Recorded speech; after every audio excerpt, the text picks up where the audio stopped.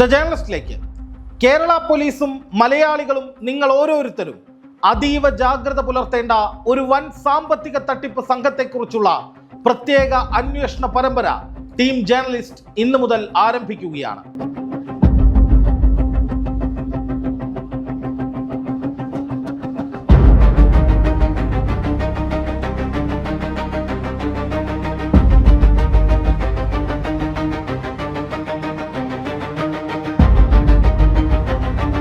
ഇത് MCT ഫൈസൽ, കേരളത്തിൽ നടന്നുകൊണ്ടിരിക്കുന്ന ഏറ്റവും വലിയ സാമ്പത്തിക തട്ടിപ്പുകളുടെ സൂത്രധാരൻ. മാന്യനും സുമുഖനുമെന്ന് ഒറ്റ നോട്ടത്തിൽ തോന്നിപ്പിക്കുന്ന ഈ ഫൈസലും സംഘവും വിവിധ തട്ടിപ്പ് പദ്ധതികളിലൂടെ കേരളത്തിൽ നിന്ന് തട്ടിയെടുത്തത് 1000 കോടിയോളം രൂപയാണ്. MCT അഥവാ മൈ ക്ലബ് ട്രേഡിംഗ് എന്ന പേരിൽ വ്യാജ ട്രേഡിംഗ് സൈറ്റിലൂടെയാണ് ഇയാൾ തട്ടിപ്പ് തുടങ്ങിയത്. Toll Deal Ventures, Future Trade Link, Swiss Coin, Princess Gold, Proton തുടങ്ങി നിരവധി പേരുകളിൽ തട്ടിപ്പുകൾ നടത്തിയ ഈ സംഘത്തിന്റെ പുതിയ തട്ടിപ്പിന്റെ പേര് കാബിയോ കാർഡ് എന്നാണ്. രാജേഷ് മലാക്ക, ഷിജോ പോൾ, അഡ്വക്കേറ്റ് പ്രവീൺ മോഹൻ, ഹൈദരലി എന്നിവരായിരുന്നു ഫൈസലിന്റെ MCTയിലെ കൂട്ടാളികൾ. പുതിയ തട്ടിപ്പുകൾക്ക് ഫൈസലിനെ സഹായിക്കുന്നതാകട്ടെ ടൈക്കൂൺ ടീം എന്നറിയപ്പെടുന്ന ക്രിമിനൽ സംഘത്തിന്റെ തലവൻ സഫ്വാൻ, കോഡ് 7 ടീമിലെ ഫൈജാസ്, നൗഫൽ എന്നിവരാണ്.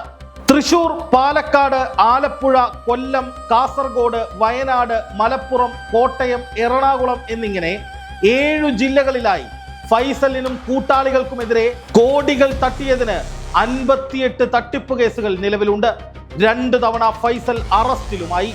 2ാം തവണ ജാമ്യത്തിലിറങ്ങിയപ്പോൾ പക്ഷേ കോടതിയെപ്പോലും തെറ്റിദ്ധരിപ്പിച്ച് ഫൈസൽ വിദേശത്തേക്ക് കടന്നു. പാവങ്ങളെ പറ്റിച്ച പണം കൊണ്ട് ദുബായിലെ അത്യാഡംബര സൗധത്തിൽ സുഖജീവിതം നയിക്കുകയാണ് ഇപ്പോൾ ഫൈസൽ.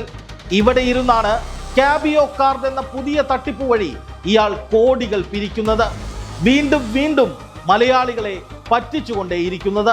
ഇനി എന്തു പേരുകളിൽ ഇവർ വന്നാലും, ഇപ്പോൾ ഞാൻ നേരത്തെ പറഞ്ഞത് കാബിയ കാർഡ്സ് എന്ന പേരിലാണെങ്കിലും ശരി, മറ്റെന്ത് പേരുകളിൽ വന്നാലും ഈ പേരുകളിൽ വിവിധങ്ങളായിട്ടുള്ള പേരുകളിൽ വരുന്ന ഈ പരിപാടികളെല്ലാം തട്ടിപ്പാണ്. ഈ തട്ടിപ്പിനെ ഇരയാക്കപ്പെടുന്നത് അല്ലെങ്കിൽ അതിന് ടൂളാക്കപ്പെടുന്നത് യുവത്വമാണ്. 20-22 വയസ്സുള്ള കൊച്ചു കുട്ടികളാണ്. കോളേജ് കഴിഞ്ഞിറങ്ങിയവരോ പ്ലസ് 2 കഴിഞ്ഞിറങ്ങിയവരോ ഒക്കെ ആയിട്ടുള്ള കുട്ടികളാണ്. അവരെ ഉപയോഗിച്ചുകൊണ്ട് അവരുടെ വീട്ടിലെ സമ്പത്ത് ആദ്യം ഊറ്റിയെടുത്തുകൊണ്ടും പിന്നെ അവരെ ഉപയോഗിച്ചുകൊണ്ട് മറ്റുള്ള അവരുടെ ബന്ധുക്കളിൽ നിന്നും സുഹൃത്ത് വലയങ്ങളിൽ നിന്നും ഒക്കെ പണം ഊറ്റിയെടുത്തുകൊണ്ടും ഈ കള്ളന്മാർ, ഈ കൊള്ളക്കാർ തടിച്ചു കൊഴുക്കുകയാണ് എന്നുള്ളത് മനസ്സിലാക്കണം എന്നുള്ളതാണ് ഇത് കാണുന്ന ആളുകളോട് എനിക്ക് പറയാം. ഈ കമ്പനി തുടങ്ങിയത് മൈ ക്ലബ് ട്രേഡ്സ് എന്ന ഒരു പ്ലാറ്റ്ഫോമിലൂടെയാണ്, എന്ന ഒരു ആപ്പിലൂടെയാണ്. അതിന് പറഞ്ഞ പേര് സ്ഥാപനം എന്ന പേരിൽ പറഞ്ഞത് ടോൾ ഡീൽ വെഞ്ചേഴ്സാണ്. ടോൾ ഡീൽ വെഞ്ചേഴ്സിന് ആധാരമായി പറഞ്ഞൊരു പേര് പ്രിൻസസ് ഗോൾഡ് സൂക്ക് എന്ന ഒരു സംവിധാനമാണ്. അത് കഴിഞ്ഞ് അവർ പ്രോട്ടോൺ എന്ന് പറഞ്ഞിട്ടൊരു കോയിൻ ഇറക്കി എന്ന് കേട്ടു.